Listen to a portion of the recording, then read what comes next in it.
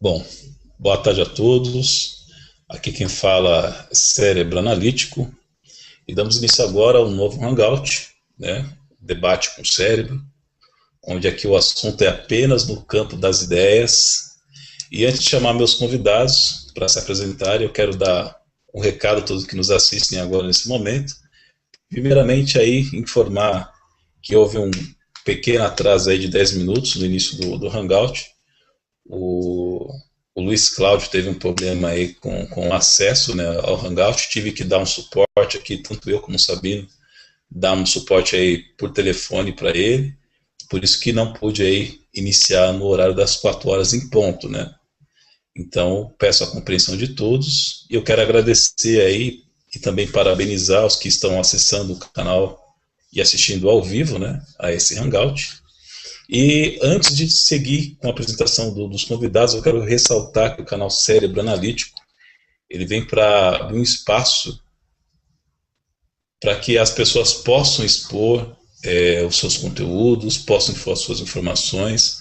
O canal Cérebro Analítico não é para impor conceitos religiosos, não é para impor algo sobre as pessoas, mas sim de trazer a você informação e sempre ressaltando de você ter um cérebro analítico, de você analisar e tirar as suas conclusões. Por isso que o canal ele tem esse nome. Esse espaço, o canal Cérebro Analítico, está aberto para pessoas conhecidas, desconhecidas, seja você ateu, judeu, católico, evangélico, enfim, para que possam trazer conteúdos que venham somar, trazer informação para as pessoas, ok? Por isso também deixo aberto aí, caso queiram enviar sugestões de temas. E vale lembrar também que esse canal não apoia de forma alguma ofensas pessoais, sejam elas diretas ou indiretas. Tá? O canal Cérebro Analítico dará aí sempre valor ao respeito entre as pessoas. Eu tenho recebido muitas mensagens de agradecimentos, incentivos, também tenho recebido críticas, né? Todas as informações, sejam elas de agradecimentos e críticas, elas sempre serão aí bem-vindas, porque a crítica construtiva, ela faz com que você melhore, ela faz com que você evolua, né? Certo que eu tenho a compreensão de todos, né, que assistem e também participam, né, desse canal, e que respeitam essa linha do canal Cérebro Analítico, né, de ter esse foco na informação e também no respeito às pessoas. Tá feito esse primeiro comentário, eu quero agora apresentar os meus convidados, né? Primeiramente aí da minha direita para a esquerda, quero apresentar o teólogo, professor de hebraico, aramaico, grego, também de arqueologia bíblica, crítica textual, ou seja, ele é um exegeta, né? Do Antigo e do Novo Testamento, e que também, né, virou aí meu aluno de informática, né? Eu quero apresentar meu querido amigo, professor Fábio Sabino. Fábio, uma vez mais, seja bem-vindo ao canal Cérebro Analítico. E se faltou alguma coisa, alguma informação, fique à vontade. Por favor, dê sua saudação aos que nos assistem neste momento. Ok, Cérebro. Boa tarde. Espero que o meu áudio, se caso chegue para você me comunique aqui no bate-papo. Mas eu não tenho, né, colocar as credenciais. Fábio, tá cortando um pouquinho, vai ter que fechar a imagem mesmo. Ok, então eu vou fechar minha imagem aqui para não dar problema. Infelizmente, aqui eu só tenho 2 mega e não é por não querer, não. É que não atende a empresa não atende aqui. Bom, mas eu quero agradecer pelo convite. Uma boa tarde para você, uma boa tarde também para o Luiz Cláudio. Quero desejar também uma boa tarde aí para o pessoal que está nos assistindo e aqueles também que vão nos assistir. O tema é um tema bem sugestivo. Espero que nós venhamos e consigamos discorrer esse tema, porque é um pouco complexo. Voltando, eu vou colocar meu ponto de vista sempre científico, não espiritualizo, não vou espiritualizar, porém concordando aí com a opinião de todas as pessoas e até mesmo a fé de cada uma delas. Vamos deixar muito bem claro, mas muito obrigado já pelo convite. A única coisa que você esqueceu é que eu sou escritor. Só isso que eu tenho no livro. Tá ok. Fora tá isso, okay.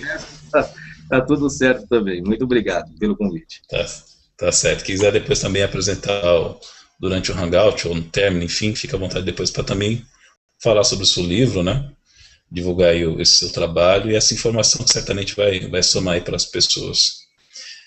Também quero apresentar, né, o segundo convidado, né? Ele que, conforme nós conversamos, estudou em Israel, ele que é Yashorum, né, como ele mesmo procura citar e até mesmo trazer essa informação, na Escola Hebraica em Jerusalém. É um estudioso que faz suas pesquisas acerca da etimologia das palavras semíticas e análise bíblica, né? Uma pessoa incrível, simpática, ao qual tive a oportunidade de conversar com ele em off, né, anteriormente. Há pouco tempo passei a conhecer esse ser humano, que é uma pessoa fantástica, simpática, né, pela nossa conversa, que é o Luiz Cláudio, também conhecido como Tizofé. Tizofé, uma vez mais, seja bem-vindo e, por favor, faça aí a sua apresentação e a sua saudação aqui aos que nos assistem nesse momento. Então, obrigado, né, pelo convite. Desejo a Shalom para todos que estão aí nos ouvindo, porque no Brasil inteiro, né, quem sabe até também fora do Brasil, ou vai nos ver também, né, e ouvir, que é um assunto muito importante da gente chegar a passar ao público, né, já que o meu objetivo nunca foi agredir, insinuar, forçar alguma coisa, é de mostrar o conhecimento que nós temos, e um conhecimento que até hoje em minha vida fui abençoado, e em muitas, né, estão sendo abençoadas a respeito desse assunto. Quando se fala da questão de erros, né, adulterações, não é fácil, né, mas que são encontradas e o público precisa saber disso, né, porque infelizmente a religião não tem coragem de dizer, não é? Mas nós estamos aqui para falar o que está na Bíblia, ou caso, o que está nas Escrituras, né? Porque tem muita coisa que está na Bíblia aí que foi inventado, né? Que foi manipulado. Né? Então nós estamos aqui, Cérebro, para agradecer a oportunidade. Em primeiro lugar, o Eterno. Eu agradeço a Yod Revaverre, a quem eu creio, a Yalvo, que tem cuidado da minha vida, da minha família, e de todos aqueles meus amigos e amigas que me conhecem a pessoa que eu sou, não é? E agradeço também a você por essa oportunidade de estar aqui compartilhando aí no teu canal, certo? Nessa tarde de domingo, ok? Ok, obrigado, Luiz, obrigado, Fábio, pela presença. E lembrando que o tema de hoje é: o Novo Testamento é ou não um complemento do Antigo Testamento? Antes de seguir aí nos detalhes, até mesmo das mensagens que nos foram enviadas, eu gostaria primeiramente de um comentário introdutório de cada um acerca desse tema, né? De forma assim objetiva, sem entrar muito em detalhes. Depois, durante o decorrer do Hangout, vocês terão a liberdade de entrar em detalhes, né, sobre essa afirmação. Eu gostaria de um comentário introdutório sobre o tema. O Novo Testamento é ou não um complemento do Antigo Testamento? Primeiramente, Fábio Sabino, por favor. Bom, minha resposta já bem direta, e para depois eu discorrer sobre esse assunto, não. O Novo Testamento, ele não é um complemento do Antigo Testamento. Essa é a minha resposta a princípio. Aí depois eu discorro colocando qual a razão e o porquê disso. Ok. Luiz Cláudio, Tizofé. O Novo Testamento, para você, ele é ou não um complemento do Antigo Testamento? Meu querido, com toda sinceridade, a minha vida em jogo. O Novo Testamento não chega a nada diante da real Escritura e do único e verdadeiro Salvador. Já disse tudo. Ok, agora entrando em detalhes da pergunta, já aproveitando aí o comentário do Luiz Cláudio, depois em seguida ao Fábio Sabino, qual seria essa real escritura, Luiz Cláudio? Essa escritura não seria o Novo Testamento, seria uma outra escritura, seria o Pentateuco? O que você define aí como essa real escritura? Olha, meu querido, iniciando, veja bem, a gente sabe que toda história, ela tem um início, meio e fim, certo?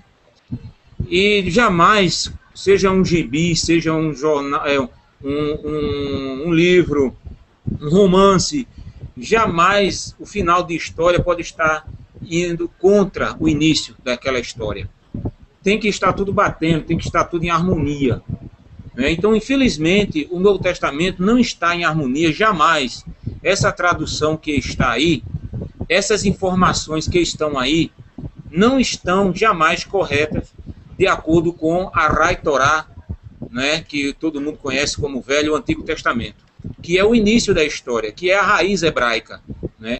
Já o Novo Testamento é greco-romana, é latino. E realmente, quando a gente observa o que na boca do personagem chamado Jesus se fala muitas coisas, está indo contra o eterno do Antigo Testamento. Não existe dois eternos e nem dois salvadores, né? Então existe essa manipulação, que eu digo assim, com certeza, certo? Essa transformação, essa adaptação que a humanidade está sendo enganada através desses fatos aí, que Roma, a Igreja Católica, e sim as dissidentes, né? As que se dividiram, as que se multiplicaram, chamadas igrejas protestantes, estão alimentando o público, né? Então eu acho que é um dever meu, entendeu? Dar essas informações, mostrar essas informações para as pessoas, porque as pessoas não podem ficar do jeito que estão aí. Vem uma nova geração aí, os filhos dos nossos filhos, e assim sucessivamente, não podem permanecer num paganismo, crendo numa escritura, crendo numa divisão de escritura chamada Bíblia, Antigo e Novo, onde o Novo jamais bate com os textos históricos, e quando, principalmente, que é um assunto fundamental da distorção do Novo Testamento, quando fala de Messias Salvador, entendeu? Então, isso daí realmente é onde está o ponto fundamental da adulteração do Novo Testamento. Porque quando cai o Messias Salvador de cruz de madeira, de ressurgimento e de arrebatamento, a história dele e os personagens também caem com ele. Agora, nós devemos saber o quê? Que existem alguns personagens que realmente adoravam o Eterno, mas não jamais adoravam a Messias, como o próprio Novo Testamento informa. Já uma coisa, para aproveitar o raciocínio muito importante do Antigo para o Novo Testamento, é que o Eterno falou que jamais ninguém poderia, não é, morrer pelo pecado de ninguém, ou estar presente, ou tomar para si o pecado de alguém, certo? Quer dizer, o pai receberia o pecado dele, jamais prestaria conta do filho, e assim sucessivamente, do filho para com o pai. E a gente vê uma grande adulteração ali, de um que veio e que morreu, que entrou no meio dos homens, e se formou em carne, morreu e ressuscitou para perdoar pecados. Então, a gente tem que crer naquele da raiz hebraica que se manifestou ao povo Yahudim, né, que no aramite chama Yehudim, que no Brasil chama judeu, certo? Então, o povo Yahudim jamais, um povo autêntico, conhecedor das escrituras, dos fatos históricos, jamais vai se relacionar com o Novo Testamento, que é cristão. Tá certo? Quer dizer, uma invenção de salvação para o povo cristão com a mão e o poder político e espiritual de Roma. É isso que eu tenho para dizer a você. Ok? Ok. Agora, do mesmo modo também, eu vou pedir que o Fábio Sabino faça a sua colocação, né? Também não vai ter, nesse primeiro momento, um tempo definido, da mesma forma que foi dado a liberdade de tempo para o Tisofé, também será dada a Fábio Sabino. Depois, quando formos entrar no detalhe, né, a gente define um tempo até para que um seja justo com o outro nas colocações. Fábio, fique à vontade. Ok, porque ao meu ver, o Novo Testamento, ele não é um complemento do Antigo. Eu vou trabalhar, por enquanto, com a definição etimológica da palavra testamento, para depois eu adentrar no conteúdo daquilo que eu vou estar inserindo. Primeiro que a palavra testamento é uma palavra antiga, que ela tinha um sentido de aliança, de um pacto, e assim sucessivamente. A palavra testamento ela foi utilizada em idiomas antigos com várias conotações. Ou seja, no acadiano nós temos o vocábulo birtu, que significava vínculo. No egípcio nós temos birata, que significava refeição, onde essa refeição era feito um pacto entre as pessoas, o derramamento de sangue de animais, onde se fazia uma aliança. No grego se tem a expressão, quem tiver com o canal aberto, por favor, só fecha, que está dando retorno aqui para mim, por gentileza. No grego nós temos o vocábulo diatek. Já no hebraico nós temos a expressão aliança, que é berit, ou alguns falam brit, que é aliança. E esse vocábulo hebraico, ele tem várias atestações, várias correlações dentro que se chama de Antigo Testamento. Que na verdade os judeus não denominam de Antigo Testamento. Em si eles chamam de Tanar, que é uma forma acróstica que nós temos T de Torá, N de Neviim e Q de Ketuvim, que nós temos leis, profetas e escritos. Existem vários textos que traz essa expressão de um corte de animais para o sacrifício. A mesma coisa em Gênesis 21, 27, diz que tomou Abraão ovelhas e bois, e Deus a Abimeleque, fizeram ambos uma aliança, ou fizeram uma berit, alguns falam brit, desrespeitando o Shevá. Então, primeiro a definição etimológica da palavra, depois eu vou dentro do conteúdo. Mas voltando, quando se chega no Novo Testamento, aí qual é a ideologia que se tem? Peraí, se existe um Antigo, então morreu-se para dar início a um Novo Testamento. Aí vem a pergunta. Se existe um Novo Testamento, peraí, já vamos pegar no sentido lógico, né, da palavra testamento. Eu vou até pegar um versículo aqui, que o autor de Hebreus, diz assim o autor de Hebreus, no capítulo 9, no versículo 15, diz assim, ó, por isso é mediador de um Novo Testamento, para que, intervindo a morte para a remissão das transgressões que havia debaixo do primeiro testamento, os chamados recebam a promessa da herança eterna.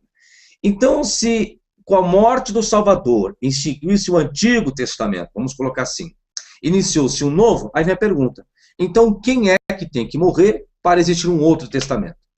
Então nós vamos entrar em um ciclo vicioso que dá a entender que toda hora tem que morrer alguém importante para que se conclua aquele novo, que desse novo vai se tornar velho, porque é um Novo Testamento, então foi feito o Novo Testamento. Então, se foi feito o Novo Testamento, é necessário que pessoas também morram para que dê a validação a esse testamento. Só que ocorre, quando nós chegamos em Mateus capítulo 26, versículo 28, diz assim, ó, Jesus dizendo, porque isto é o meu sangue, o sangue do Novo Testamento, ou algumas outras versões traz a palavra, o sangue da nova aliança. Então, quando ele está colocando o sangue do Novo Testamento, não que ele está inserindo uma escrita para que exista um Novo Testamento à pessoa dele, não. Aqui está falando de testamento ou aliança, assim como eram as alianças no Antigo Testamento. A aliança que Deus fez com Abraão, fez com Noé, e assim sucessivamente. E não uma nova escrita. Então, eu estou explicando aqui essa minha parte introdutória da definição etimológica do vocábulo testamento e as bases que existem, né, textuais, que existe essa palavra testamento. E tem aqui, aproximadamente aqui, eu estou vendo aqui, são 2, 4, 6, 8, 10, são 11 passagens que traz a palavra testamento. Marcos 14, 24 também faz menção de Mateus, que eu acabei de ler, no ato da última Páscoa, Jesus faz menção do sangue dele sendo a marca de uma nova aliança com o povo, Lucas 22, 20, 1 Coríntios 11, 25, ali na festa da confraternização na igreja de Corinto, Paulo também faz alusão ao que Lucas registra, 2 Coríntios 3, 6, Paulo dizendo assim, o qual nos fez, aqui entra, o qual nos fez também capazes de ser ministros de um novo testamento. Olha agora o detalhe de Paulo, não da letra, mas do Espírito, porque a letra mata e o Espírito vivifica. Peraí. Então, se Paulo coloca que ele é ministro de um Novo Testamento, mas não de uma escrita, e sim de um mundo espiritual, logo então, Paulo está dizendo que não existe um Novo Testamento como escrita, como letra, para trazer uma nova ideologia, que é o que nós temos hoje como o Novo Testamento. Porém, eu estou respeitando o tema. O Novo Testamento é o complemento do Antigo? Não. Com base no quê? Com base em todos esses versículos que eu estou lendo. E a pergunta qual eu fiz? Se existe o Novo Testamento, aí vem a pergunta. Quem tem que morrer para que se cumpra esse Novo Testamento? Né? Se ele morreu, cumpriu o Antigo, aí entrou o Novo. Vamos pegar os 27 livros que nós temos no Novo Testamento. É nesse sentido que eu não consigo encontrar porque eu não sei quem vai morrer para que cumpra e surja um outro testamento. E aqui Paulo, em 2 Coríntios 3,6, Paulo deixa algo bem claro, que ele é ministro de um novo testamento, mas não da letra, ou não da lei, ou não da legalidade, mas do Espírito. Só que você tem escrita, você tem dizeres, você tem vocábulos, você tem orações, então torna-se meio complexo. Essa é a minha primeira introdução para depois discorrer sobre esse conteúdo todo. Muito obrigado, Cérebro. Ok. Eu vou acessar aqui o canal e ver os comentários daqueles que acessam no momento o YouTube. E vou ver aqui algum comentário.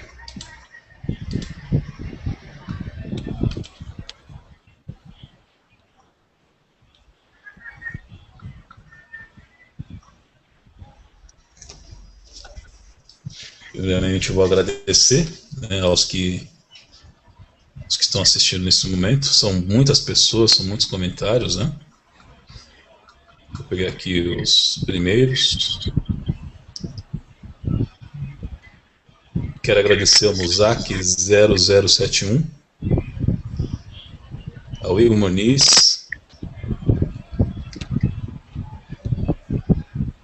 Quero agradecer também ao Cérebro Paralítico, que também acompanha aí ao vivo, Cérebro Paralítico.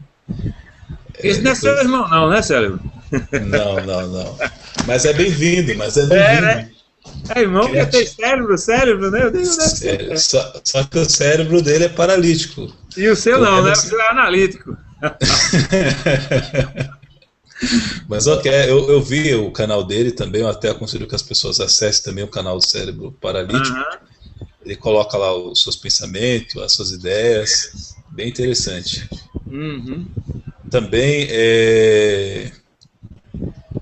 Yahushu, a Verdade também, deixa aí o seu comentário acompanhando pelo YouTube. Prosélito Judeu, também deixa o seu comentário aqui no YouTube. O Thiago Giovanni também, manda um abraço, Thiago Giovanni. Ao Skylab, o Schofield, também deixa aqui a mensagem dele. Cláudio CB, Pedro Thiago, Luciano Santana, Flávio Henrique, 10, McNamara, o Mac, um abraço. Israel Ferreira, ao Dalton Piotto também, manda um abraço para todos. O Renato MTL também. Israel Ferreira. Bom, gente, é bastante comentários, bastante saudações aqui. Ver se encontra alguma mensagem aqui dentro do tema, né? Para ser feito aos convidados. Vamos lá. Ao Iveson Thiago. Olá a todos, uma boa tarde. Na minha opinião, na opinião do Iveson Thiago, né? O Novo Testamento não é um complemento do Velho Testamento. Eu acredito que o Novo Testamento são escritas relatando os fatos que ocorreram na época. Cartas escritas às igrejas e por aí vai, né? Ele manda um abraço aqui ao Iveson Thiago. Obrigado pelo comentário.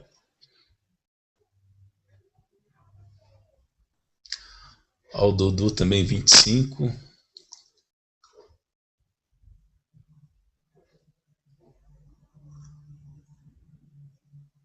Cadê?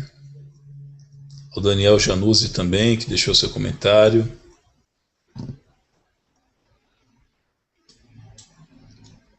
Regina Costa. Bastante comentário aqui, pessoal.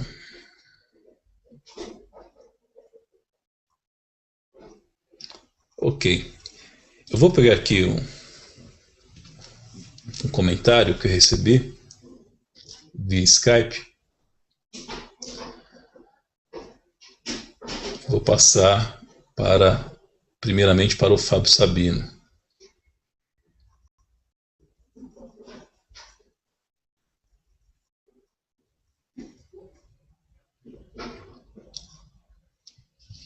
Existiria algum livro no Novo Testamento que daria uma segurança maior, uma confiança maior, ou a maioria dos livros do Novo Testamento não daria uma segurança para o que se baseia no Antigo Testamento? Eles seriam apenas relatos históricos? Eles seriam proféticos? Fábio Sabino, por favor, seu comentário acerca disso. Deixa eu só entender a sua pergunta de forma resumida, Cérebro. Existe algum livro no Novo Testamento que dá confiança para... as profecias do Antigo Testamento?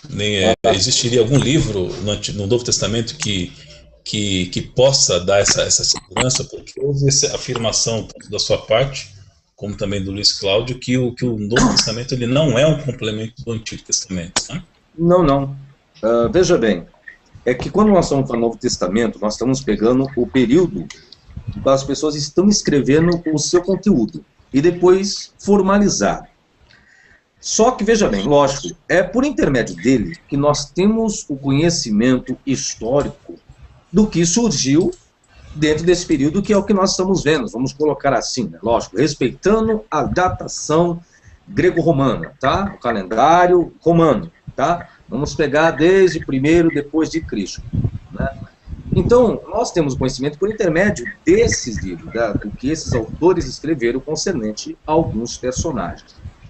E, entretanto, se nós analisarmos o conteúdo dos evangelhos, nós veremos que há momento qual Jesus ele pega um manuscrito, como no caso o rolo de Isaías, dizendo, hoje se cumpriu essa profecia, exemplo, o Isaías 61.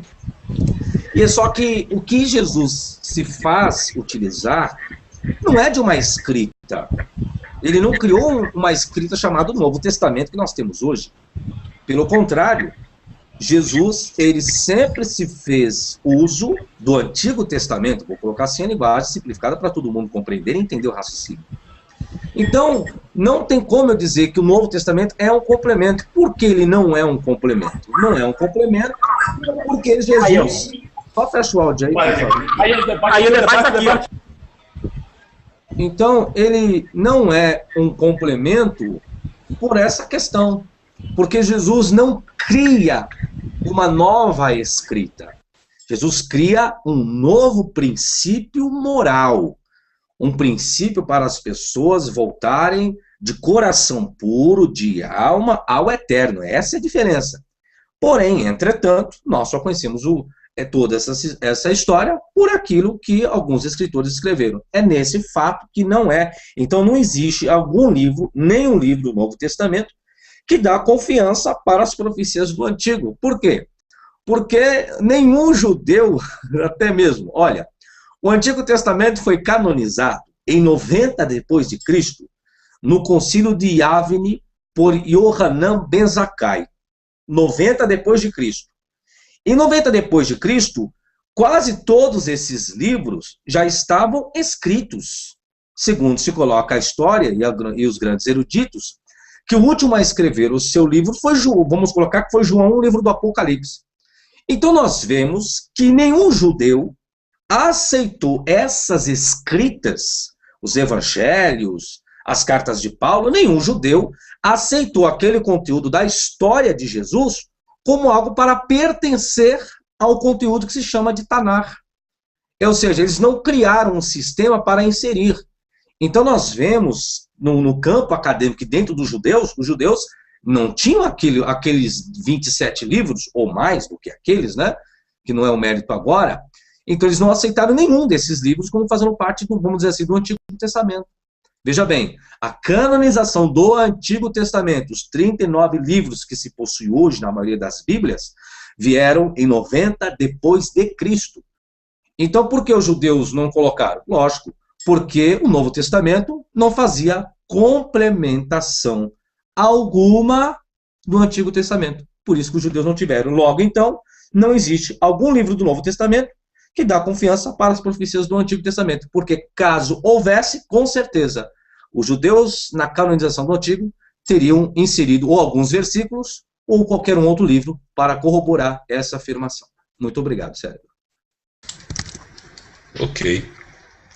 A outra pergunta também que foi feita qual seria a necessidade de um Novo Testamento feito por Jesus ou Yeshua, né? Foi a pergunta que foi feita aqui via Skype. Gostaria do comentário do Luiz Cláudio.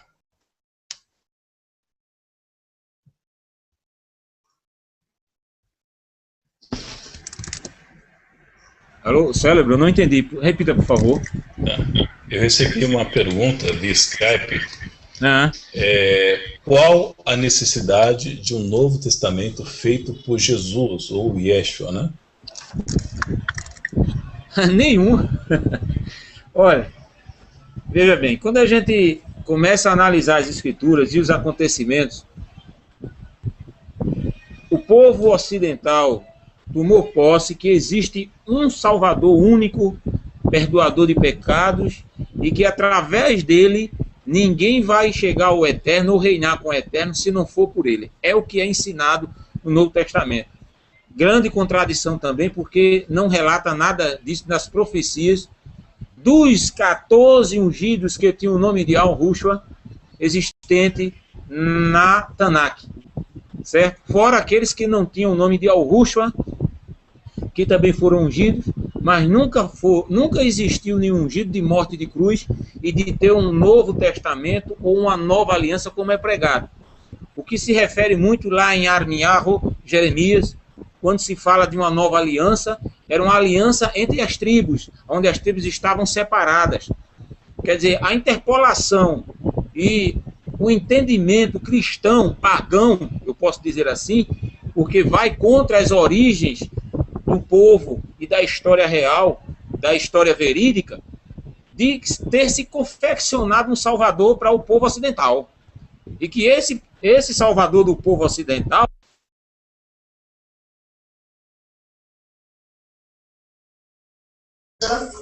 Eu pedi um debate com esse aí, Zé.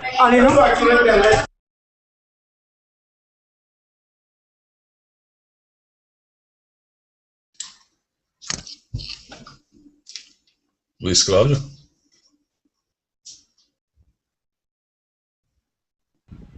Alô, tá me ouvindo?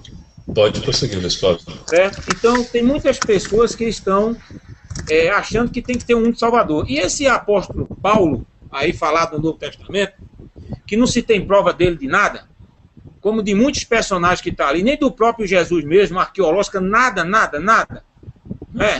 A gente observa que o verdadeiro Shaul era um Yahudim, um judeu, era seguidor do Eterno, proclamava a Torá, Rai Torá, a vida plena, e não lei, como é ensinado erroneamente pela religiosidade, certo? E a Tanakh. Shaul, ele ensinava isso, e era seguidor de Yod Revavirê, do Eterno, do grande Salvador. Sempre foi dos profetas, tirando o povo da Babilônia, do exílio, mostrando a verdade, mostrando muita coisa. Sempre foi o Salvador de toda a história. O que foi feito?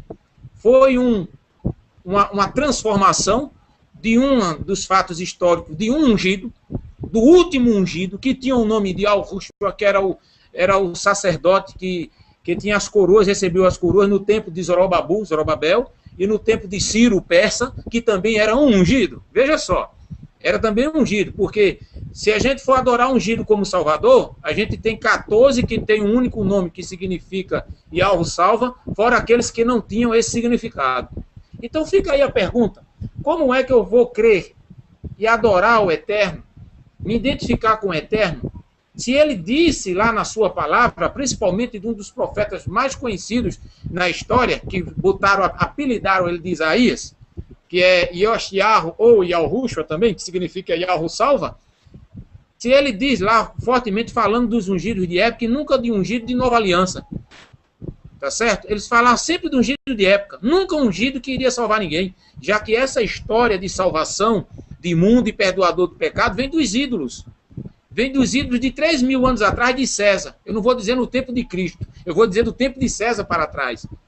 Algo que foi transformado pelas canetas dos padres, lançado na escritura, pego um Novo Testamento, um Antigo Testamento adulterado, aliás, crescendo a informação de um Novo Testamento sem base arqueológica e sem base escritural, até mesmo dos personagens que ali existem, jamais eu poderei realmente dar honra ou crer em um personagem que não é, entendeu? Que não é e nunca será salvador de ninguém. Os ungidos foram sinais do Salvador, eram Mashihais no hebraico. No aramite chama de Mashiach, que é acostumado aí pelas facções judaicas. Mas quem conhece a tribo de Levi, como eu conheço, tá? Como eu conheço da tribo de Arudá, tá? A palavra antiga é Mashihai, e significa meu ungido. E houveram muitos. Esse daí nunca existiu em história para salvar ninguém. E por sinal, o túmulo dele e da família dele, que tinha o nome de Yeshua, é encontrado lá em Arushalã, em Jerusalém. Certo? Aí eu pergunto a muitos cristãos, né, a muitos religiosos, o homem ressuscitou e deixou os ossos? Né? O homem ressuscitou e deixou os ossos? Quer dizer, isso jamais iria acontecer, desse trabalho de ressurreição, de nova aliança. Então, a aliança é única, é a de Abraão. A aliança é de lá para cá. Nós somos filhos de Abraão.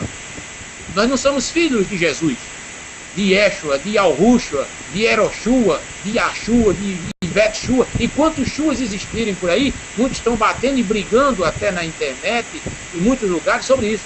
E estão dando murro em ponta de faca. É assim que eu digo. Porque o verdadeiro Salvador, ele diz lá no livro de Yeshayahu. Ele diz lá: eu sou o Salvador. Além de mim, não existe outro. Está no hebraico, está no aramite, está no grego, seja onde for. Ele é o nosso Salvador. Ele é que é digno de honra. O que foi que Roma fez? Mistificou. O povo está adorando um ungido confeccionado. E desacatando, desobedecendo e pecando diante do Eterno. É isso que as pessoas têm que ter humildade e estudar e procurar entender. Eu respeito a cada um de liderança ou de professores que aprenderam com descendentes judeus ou não, conhecidos internacionalmente ou não, mas tem que se entender que tanto o erro que possa estar se proliferando por alguns foi devido ao que foi aprendido desses que também estavam errando. Então, esse é o grande problema que está acontecendo, principalmente na internet, aonde a informação, olha, amado, e os ouvintes que estão me ouvindo aqui, e é o participante também, é o Fábio. O que nós temos que ter é tranquilidade para procurar entender os fatos históricos. A gente às vezes aprende uma coisa numa escola, aprende uma coisa ali, aprende uma coisa aqui, e está totalmente, erroneamente fora dos parâmetros verídicos. Vou dar um exemplo, só para encerrar essa minha observação. Pedro Álvares Cabral. Quantos morreram, quantos estudaram, eu quando de pequeno, vocês aí, vocês que estão nos ouvindo, e todo mundo afirmou que Pedro Álvares Cabral foi que descobriu o Brasil. E depois de muitos anos, vem se dizer que foi Pizon, um espanhol que entrou aqui na terra e pisou nessa terra aqui, chamado pau-brasil. Tá? E aí quantos morreram enganados com isso? Nas escolas ninguém fala disso, mas isso é um tema muito forte para ser falado. E eu estou relacionando isso com a veracidade das Escrituras. Estou relacionando isso a Yeshua, a Jesus, seja quem for dali do Novo Testamento.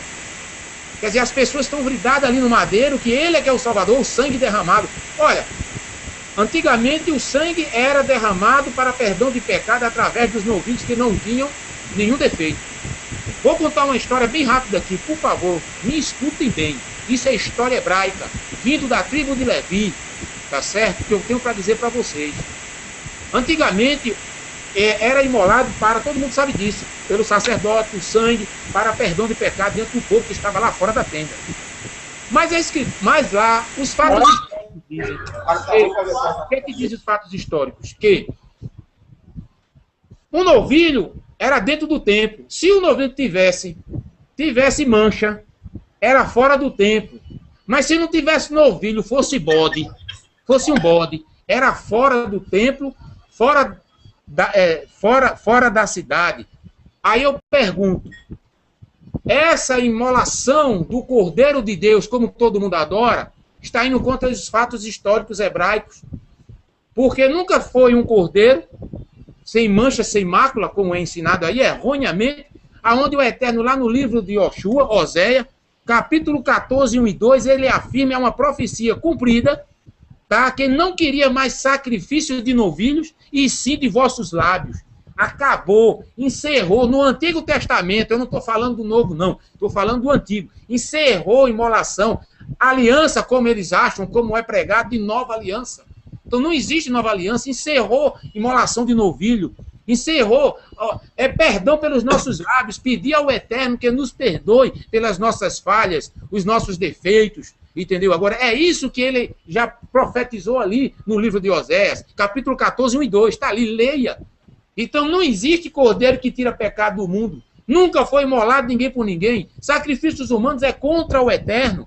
Então jamais, meus queridos, Cérebro, Fábio e todos que estão nos ouvindo, jamais eu, minha família e milhares de pessoas que eu conheço, e milhares de irmãos seus e arrudins, da tribo de Levi, da tribo de Arrudá e das 10 tribos que vão ser reerguidas para ser destruídos os muros de Al-Shalom, para o governo do Eterno estar presente, tá certo? É o Eterno que vai governar, não é o homem que vai governar, é o Eterno que vai governar, entendeu? Jamais eu posso dizer Novo Testamento, nova aliança através de um ungido, de um Machihai de histórica realmente que não faz parte da história verídica hebraica. É isso que eu tenho a fazer. Ok. Fábio Sabino, a sua observação sobre o mesmo comentário? Mas sobre esse comentário eu já fiz, o Cérebro. E a pergunta era, existe algum livro no Novo Testamento que dá confiança para os profecias do Antigo? O comentário eu já fiz, eu fui o primeiro a fazer, né? Não, é que isso foi uma devolução do que você já tinha comentado antes. Aí foi feita uma nova pergunta para o Luiz Cláudio, e agora está sendo feita a mesma para você. E qual que é? Por favor, me repita novamente. Deixe-me só pegar aqui só um instante.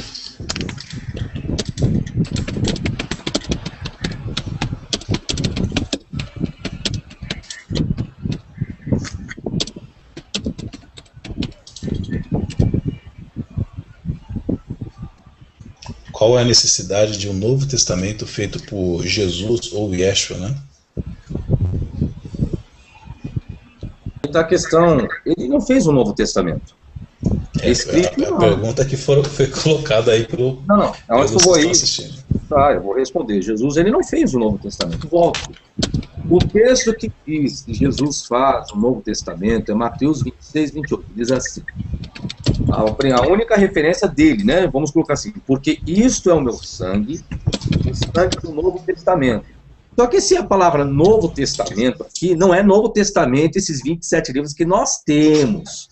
Isso aqui significa aliança, tá? Aqui Zé, Ruda, Mirdan, Haverit, Hahadashá, aí vem Hanishpak, Bead, Ravin, Lesliat, Ratain, traduzindo, porque isto é o meu sangue, o sangue do Novo Testamento que é derramado por muitos para a remissão dos pecados. Em grego eu tenho tutugar extinto aimamutes diatekes to peripolon equinomenon eis afessim hamartion, vulgata eu tenho, e que este nin sangues meus Novo Testamento que promutes efenditur in remissione peccatorum. Ou seja, então, nem em grego, nem em hebraico, nem na Vulgata, nem em inglês, nenhuma versão vai trazer que esse Mateus 26, 28, quando Jesus fala o sangue do Novo Testamento, esteja se referindo a uma escrita. Não, ele está falando de derramamento de sangue. Então ele está dizendo que ele vai fazer uma aliança com as pessoas por intermédio do seu sacrifício. Assim como o Eterno fez alianças lá, né, com vários personagens, como recitei, com Abraão e com Noé. Então Jesus não instituiu nenhum Novo Testamento. Se ele não instituiu, então não há necessidade alguma. Então, qual a necessidade? Nenhuma, porque ele não instituiu. Porém, eu estou explicando academicamente, dentro da análise do texto, tá? Agora, porém, respeitando o que se tem hoje chamado Novo Testamento, para ter o conhecimento da história do que houve. Essa é a minha colocação, Cérebro. Ok. Tem a pergunta do Michel Santiago, direcionado ao Luiz Cláudio. Ele informa, Luiz, que o Michel, que ele assistiu um vídeo seu, afirmando que o Novo Testamento foi feito pela caneta dos padres. Você poderia fazer um comentário acerca dessa observação do Michel Santiago? Pois não, posso sim. Santiago é o nome dele? Michel Santiago. Michel Santiago. Tá, um prazer estar falando para você, tá, meu querido? Olha, é o seguinte, se você analisar, que você vê, e você fazer a harmonia, né, dos acontecimentos, e quando se refere a um ungido, né, de libertação, que a palavra sua em si no seu texto, né, original antigo, significa libertação. Aí foi posto muito a palavra salvação, como iria me salvar, iria me libertar. Alguma libertação iria acontecer por cada tempo. Então, se você pegar os relatos, vou dar só um exemplo sensacional, quando eu digo nas palestras, e os pastores, professores de grego, de aramita, né, professores que estão aí, universitários, aí eu pergunto, olha, quando a gente vai lá para o livro de Mateus, né, o conhecido de Mateus, seria Maniarro o nome, ou Matitiarro no aramita, Maniarro no hebraico antigo, no capítulo 1, versículo 12, quando fala lá o quê? O que é que fala lá? Fala do exílio, após exílio, de um cidadão chamado, o quê? Jeconias, e que tinha um filho chamado Salatiel. No hebraico seria Coniarro e Salatiul. Esses são os nomes originais desses dois cidadãos. Ali está mostrando em Mateus, na genealogia, tá certo? Veja que situação. Na genealogia, que esses, todos que estavam ali para chegar ao Jesus Cristo, para nascer o Jesus Cristo na genealogia, foram reis e se sentaram no trono da tribo de Arudá, no trono de Davi. Esse Jeconias e esse filho dele, como sucessor dele, para dar continuidade à genealogia e o nascimento de Jesus no final do capítulo 1. Mas, quando nós vamos para a Rai Torá, para a Tanakh, lá no livro de Armiarro, capítulo 22, versículo 28, 29 e 30, nós vamos analisar que a genealogia em Mateus está totalmente errada, fora dos parâmetros originais, daqueles que se assentaram e daqueles que não se assentaram no trono. Entendeu? Já pega uma grande mentira do nascimento desse Messias aí falso. Tá? Então você vai ver lá o quê? Vai falar de Jeconias, que o Eterno, não é, arrancou ele, não iria prosperar nem ele, nem seus filhos. Tá certo? Nem se sentaria no trono e jamais reinaria em Arudá, em Judá. Então você vê a grande contradição que é o Novo Testamento. Né? Os capuchinhos, os padres, por que eu digo os padres? Quem foi? Qual o Yahudim que pegou o Novo Testamento em hebraico? Qual o Yahudim que botou lá que diz que crê em Jesus Cristo? Tá? Por mais das facções, nenhum crê em Jesus Cristo.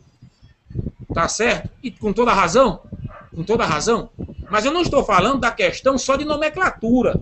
Eu estou falando dos assuntos escritos. Eu não só estou falando de trocar nome, como muitos na internet, depois daquele meu vídeo em 2005, acham que ali está toda a verdade e não me procurou para saber mais. Acha que está ali no vídeo, está toda a verdade. Vamos agora avançar. E está errando, está dando murro em ponta de faca, mais uma vez, cavando em mina errada. Tem que saber muito mais. Ali é muito restrito daquele meu vídeo com o Aldo Vilela, que foi posto no YouTube no ano 2009. Ali foi o início, eu tinha que ir devagar. Então, por que a caneta dos padres? Por quê? Quem foi João Ferreira de Almeida? Quem foi Eusébio Arione Paulino? Não é? A Vulgata Latina veio da onde? Não é? A Septuaginta veio da onde? Observe aí. Observe de onde a humanidade está comendo. Comendo de traduções tendenciosas ligadas a tradutores que eram relacionados a adoradores a ídolos, como era a Grécia, como era Roma, entendeu? Como é o Brasil, não é? Então a gente observa a tradução, eu não estou falando só a tradução para o português, eu estou falando também de outras traduções, tá entendendo? E você pegar, eu tenho aqui mais de 20 Bíblias, você pegar as Bíblias no português, você vai ver as contradições uma com a outra, você vai ver os relatos uns com os outros, você vai ver lá em Mateus, em algumas Bíblias, Jeconias está sendo chamado de Conias, abreviação do nome Jeconias, é um errado do errado.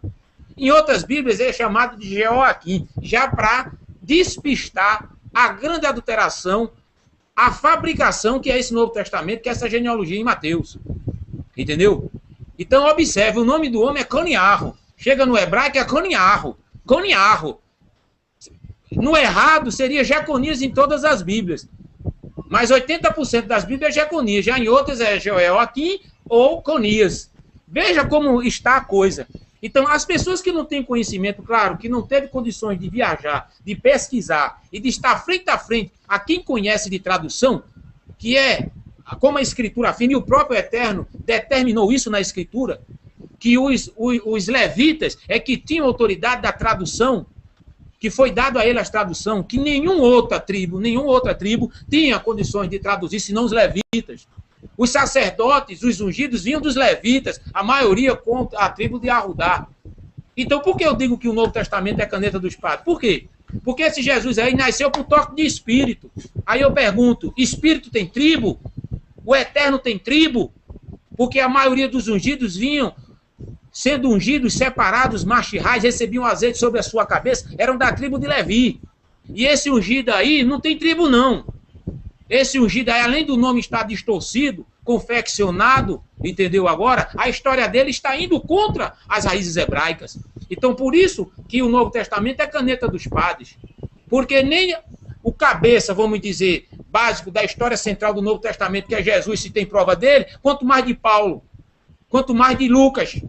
Você encontra mais de 5.000 cópias gregas, uma com a outra, uma não batendo com a outra, cheia de distorções. Observe, por que a caneta dos padres? Claro, quem foram os tradutores do Novo Testamento? Quando chegou a primeira Bíblia aqui, veio da onde? Do latim para o português. Quanto tempo faz? 400 anos, meu irmão. Faz 400 anos que o povo diz, esta é a palavra de Deus. 400 anos, ontem, quando foi confeccionado o nome Jesus, em 1515, por William Tyndale, quando lançou-se a letra J, essa letra maldita aí, tá certo? Então, tanto a nomenclatura, o personagem, como a história dele, é blasfêmica, é idólatra. Não adianta só trocar nome e continuar comendo as migalhas de Roma ainda, tá certo? Não adianta trocar nomes e continuar dessa maneira. Você tem que ir fundo. Olha, se o personagem está errado, eu quero saber se a história dele tem fato, se a história dele é real. Posso até dizer para você, existe alguma prova afirmando de Jesus? Ah, Flávio Josefo, um judeu. Essa é a prova que muitos jogam, porque era um judeu, que ele afirmou que viu um Crestus fazendo milagre, era um homem que andava no meio da rua. Mentira, porque isso já foi desfeito. 8 linhas adulterado no livro de Flávio Josefo, sobre esse respeito. Adulteraram para formalizar esse salvador e perdoador de pecado do povo ocidental, que Roma quer que o povo oriental adore ele. Adore ele e desacate o eterno, e Yod Revavirê. Meus amados, só quem pode nos abençoar, nos orientar, nos salvar e de estar com ele no reino é só um. É o Eterno, é o Gaborá, é o Adi, o Ramaleque, o único rei do Chamaim e do Evaretes. É o único, não existe mais ninguém. Essa história que está aí, que o povo está comendo de caldeirão como nunca, com uma fome enorme, está trazendo grandes congestões para si, grandes erros, mal alimentação. Observa o que o Eterno disse lá no Antigo Testamento. Olha, come isso, tu vai viver mais. O povo lá no Antigo Testamento, os nossos irmãos até passados, tinham uma vida saudável, viviam muito mais do que hoje. Observa hoje, porque o povo não está morrendo por onde? Pela boca. Sabe por quê? Porque está desacatando ao Eterno, está adorando a um ser que não existe, está desobedecendo ao Eterno, pecando diante do Eterno. Não bote a culpa em Satã, não, que Satã não tem nada a ver com isso. O povo que está com medo de Satã, coitado de Satã, a verdadeira história de Satã não é essa que está aí, não. Por isso que eu digo que o Novo Testamento é caneta dos padres. Entendeu? É isso, meu querido. Agradeço. Ok. Não para ter o conflito de ideias nesse momento, né? Mas eu gostaria de saber se você está sabendo, gostaria de fazer algum comentário sobre essa mesma pergunta do Michel, né? Se de fato o Novo Testamento foi escrito pelas canetas dos padres, como ele mesmo colocou, Michel Santiago. Ok. Veja bem, o Novo Testamento foi feito pelos padres? Não foi feito pelos padres. O que existiu dentro dos manuscritos mais antigos, dentre os papiros que registram o Novo Testamento, porque esse Novo Testamento, que se chama hoje esses 27 livros, a maioria desses livros foram escritos em gregos, pelo fato de algumas cartas terem sido direcionadas à Ásia Menor. E na Ásia Menor, a população gentílica, eles falavam o grego, que era uma língua franca da época. Então, os papiros que vieram em grego, sim, alguns papiros, muitos deles, e depois os códice, que era o ajuntamento de pergaminhos que remonta ao século IV em diante, esses manuscritos, eles houveram, sim, as suas omissões, os seus acréscimos, as suas alterações ou deturpações, como alguns fazem menção, tanto é por Tertuliano, por Orígenes, por Ambrósio, por Cirilo, ou seja, são vastas as menções dos pais das igrejas, né? Antes até mesmo de Constantino oficializar o cristianismo como religião do mundo de sua época. Então, houve sim. Agora, que foi escrito pelos padres? Não, pelos padres não foi, e nem pelos pais da igreja. Não existe um documento que comprove. Porque, veja bem, se o Novo Testamento foi escrito pelos pais da igreja, nos manuscritos gregos, qual é a ideologia lógica que nós teríamos que ter? Nós teríamos que ter uma unificação de ideia e raciocínio. Se parte por eles, então não deveria existir manuscritos gregos de qualquer região que como que eu posso dizer, se contradizesse com outro manuscrito. E não existe um manuscrito com excelente exemplo. Vamos pegar o manuscrito todo do Evangelho de Mateus. Não existe um único manuscrito, um único papiro, um único pergaminho que seja apenas do Evangelho de Mateus. Existem vários manuscritos que se fala acerca do Evangelho de Mateus. Então, se vamos colocar que foi escrito pelos pais da igreja, então a linguagem deveria ser única. Não deveria existir as variações que se chama dentro da crítica textual de variante.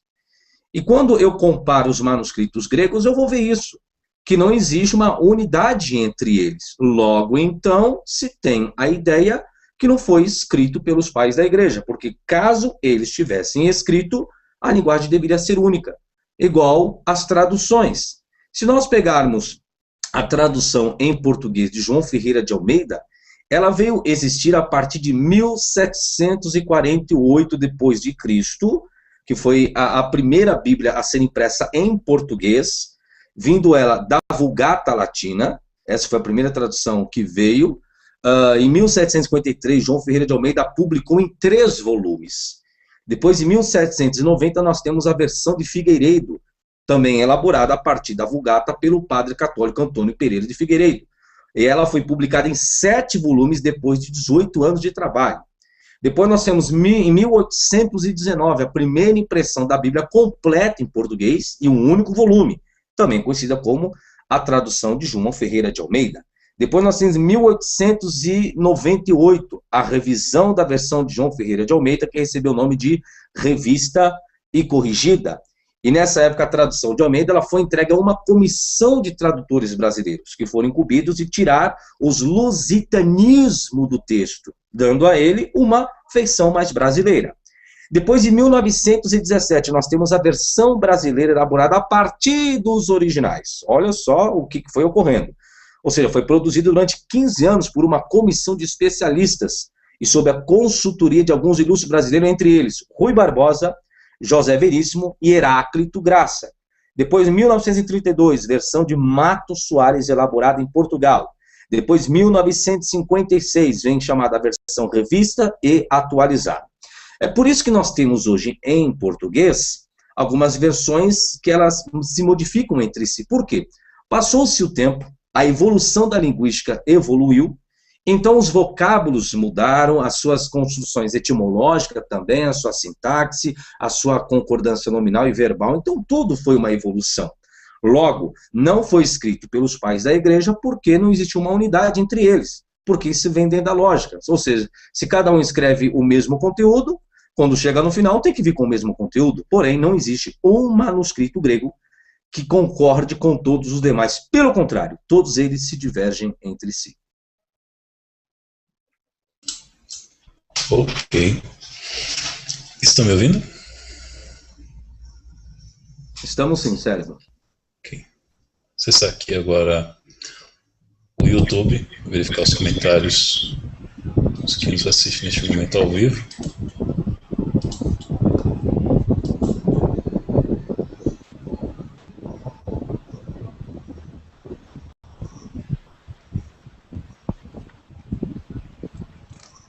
Desafios acompanha aqui também.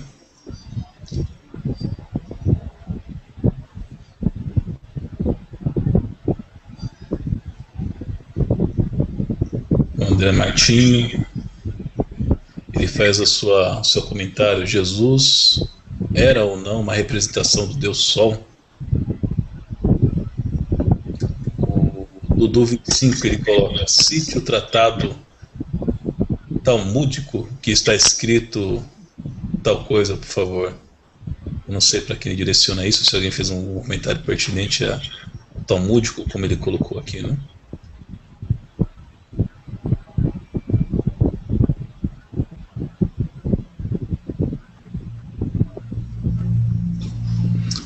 Renato MTL, ele coloca: o judaísmo messiânico da unidade informa que há sombras do Salvador no Taná, porém o Salvador não quebra as leis do Taná.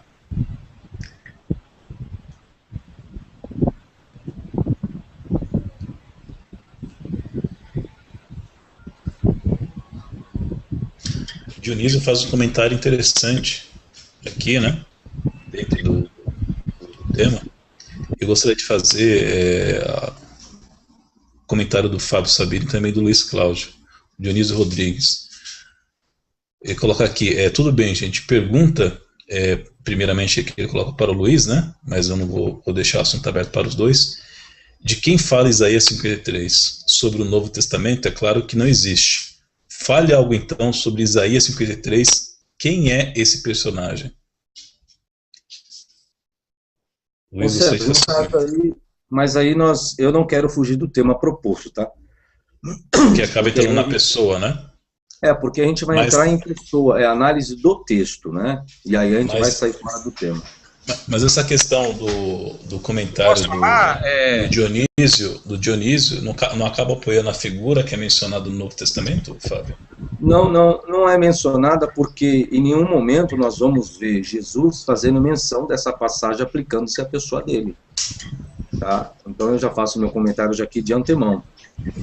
Todo mundo, as pessoas aplicam isso à pessoa de Jesus. Aí vem a pergunta: o que é cumprimento? Vamos pegar lá: cumprimento de profecias do Antigo Testamento. Ok, vamos lá. O que é cumprimento de profecias do Antigo Testamento na pessoa de Jesus? São aquelas passagens o qual ele, não que os escritores atribuíram a ele, diferente. São as escritas que ele fez menção. Exemplo: ele entrou numa sinagoga, pegou o rolo do profeta Isaías, capítulo 61, e fez a leitura: o Espírito do Senhor está sobre mim, o qual me ungiu para isso, para isso, para isso. Aí ele encerra-se ou enrola-se novamente o manuscrito, entrega ao responsável e ele diz: hoje cumpriu-se essa profecia. Então, o que é característica de cumprimento de profecia na pessoa dele são aquelas que ele mesmo faz menção. Só que nós não vamos encontrar nos 4 evangelhos o momento o qual ele mesmo atribui Isaías 53 à sua pessoa.